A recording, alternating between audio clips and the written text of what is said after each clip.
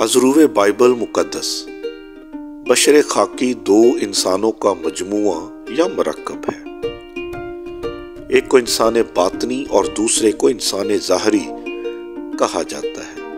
انسان باطنی سے مراد وہ انسان ہے جس کو نہ ہی مشاہدے میں لایا جا سکے اور نہ ہی محسوس کیا جا سکے، یعنی جس کو آنکھ دیکھ نہ پائے، جبکہ انسان ظاہری سے مراد وہ انسان ہے جس کو آپ مشاہدے میں بھی لا سکیں اور محسوس بھی کر سکیں اور جسے آنکھ بھی دیکھ پائے۔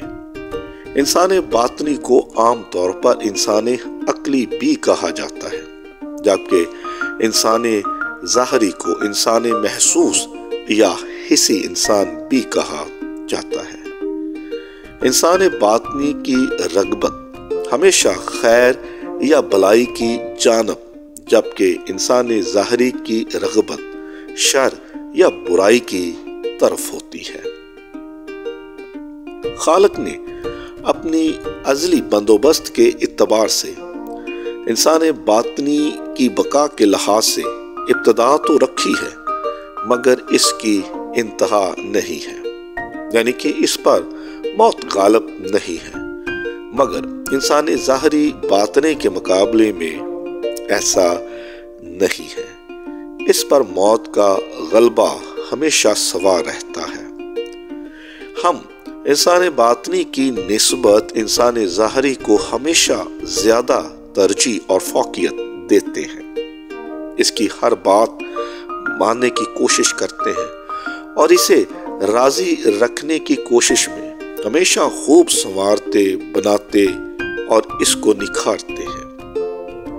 یہ بات بالکل صحیح اور درست ہے کہ ہر ذی حیات پر انسان ظاہری کا ایک غلبہ سا سوار رہتا ہے، مگر اس کے برعکس بائبل مقدس انسان باطنی کے تعلق سے یوں کہتی ہے، امثال 20واں باب اور اس کی 27ویں آیت، کہ انسان باطنی انسان کے جسم میں خداوند کا چراغ ہے، یعنی یہ اس کے اندرونی حال کو دریافت کر لیتا ہے۔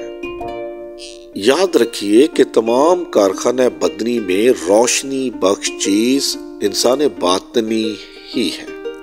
یہ وہ روشنی بخش چیز ہے جس کی بدولت انسان دیگر حیوانات سے افضل اور مقدم ٹھہرتا ہے۔ اسی انسان باطنی کی بدولت جسے خداوند کا چراغ بھی کہا گیا ہے، انسان دیگر حیوانات پر برتری اور فضیلت بھی رکھتا ہے۔ پیدائش کی کتاب اور اس کا پہلا باب اور اس کی 26ویں آیت میں انسان باطنی کی بناوٹ کا ذکر ہی تو ملتا ہے۔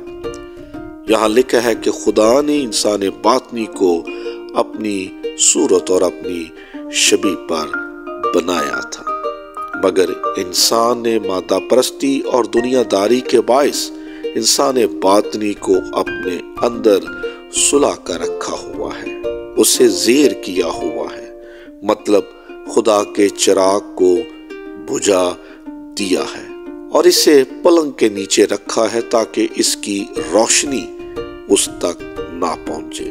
اور اگر انسان باطنی یعنی کہ خداوند کا چراغ بجھ جائے یا غیر متحرک ہو تو پھر انسان حیوان کے برابر ٹھہرتا ہے۔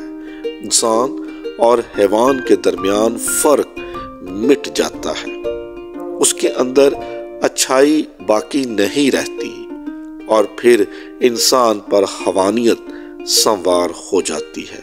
وہ اپنے ہم جنس انسانوں کو کاٹتا اور چیرتا پھاڑتا ہے۔